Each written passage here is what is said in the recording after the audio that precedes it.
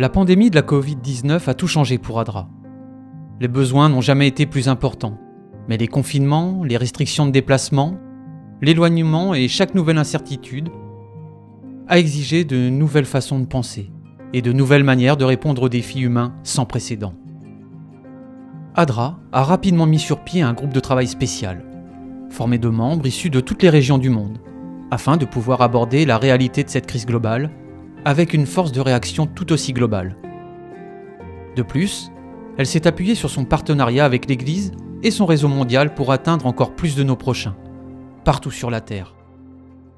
Alors que les ravages potentiels de la pandémie commençaient à être évidents, l'Office africain d'Adra a créé un partenariat avec le ministère des Femmes adventistes et les départements de la jeunesse de 16 pays, dans un seul but, pouvoir assurer à des communautés qu'elles ne souffriraient pas de la faim au cours de la pandémie.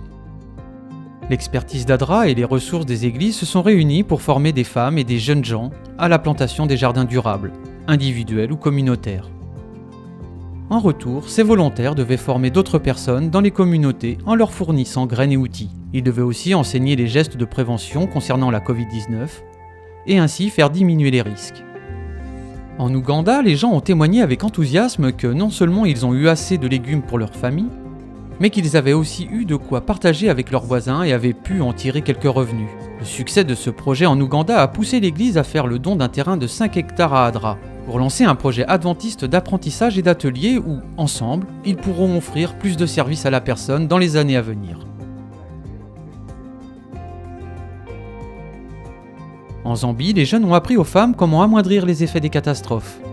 Et les femmes ont appris aux jeunes comment préparer des aliments nutritifs avec ce qu'elles avaient fait pousser ensemble dans les jardins de la communauté. La parole continue à se répandre et de plus en plus de gens désirent la recevoir. Le projet de former des centaines de personnes a rapidement été dépassé et à présent, des milliers sont autosuffisants. Adra s'est occupé de près de 20 millions de personnes dans 96 pays au cours de la seule première année de pandémie. Et maintenant, elle travaille avec les communautés pour l'étape suivante qu'est le rétablissement. Partout dans le monde, des gens prennent conscience et ont accès aux vaccins contre la Covid-19. Tout comme aux outils, formations et ressources essentielles pour nourrir leur famille et avoir un gagne-pain durable. Quand l'Inde et plusieurs pays voisins en Asie du Sud ont été atteints par une brusque montée en masse de cas de Covid, Adra a créé un partenariat avec les établissements médicaux adventistes de la région. De plus, dans les cliniques et les hôpitaux, on avait un immense besoin d'oxygène. Adra y a pourvu en fournissant un générateur d'oxygène à l'hôpital adventiste Métas. Ce générateur a permis à l'hôpital d'avoir sa propre source durable d'oxygène pour cette pandémie et pour le futur.